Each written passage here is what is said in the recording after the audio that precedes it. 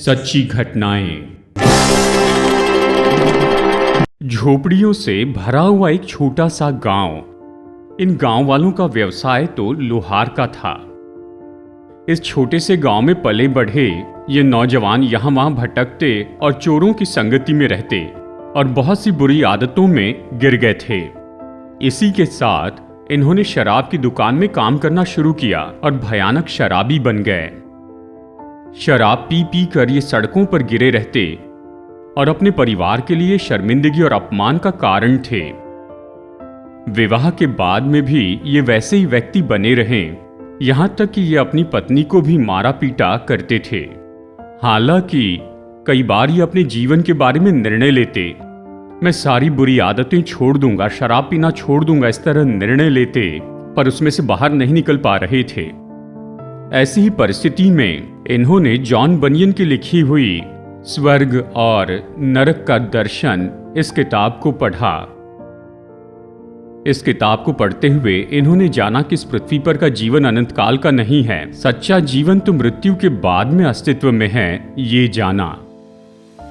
इन्होंने ये भी जाना कि संसार में अपनी मर्जी से जिएंगे तो नरक में जाएंगे, और यीशु मसीह का दिया हुआ मुफ्त के उद्धार का अगर हम इनकार करें तो हम कभी भी स्वर्ग के राज्य के वारिस नहीं हो पाएंगे।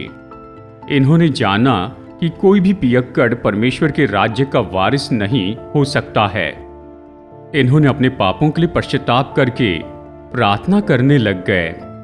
लगभग 3 दिनों तक अपने घुटनों पर रहकर प्रभु की उपस्थिति में अपने पापों के लिए पश्चाताप किया। तब पवित्र आत्मा ने इन्हें दर्शन दिया और इन्होंने यीशु के द्वारा दी गई पापों की क्षमा को स्वीकार किया। जिस शराब से ये बहुत प्रेम करते थे, उससे नफरत करना इन्होंने सीखा। इनका स्वभाव बदल गया, इसलिए इन्होंने नया जीवन जीना शुरू कर दिया।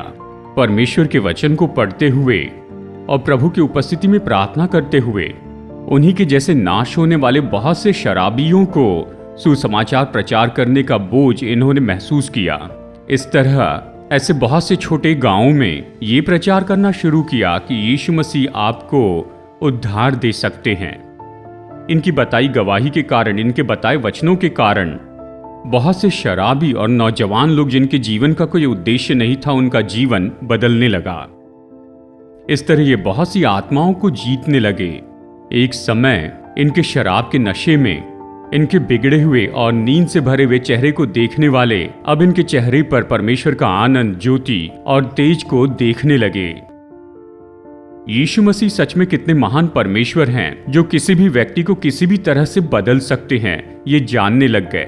तो इनका जीवन बहुतों के लिए मसीह यीशु को दर्शाने वाला हो गया।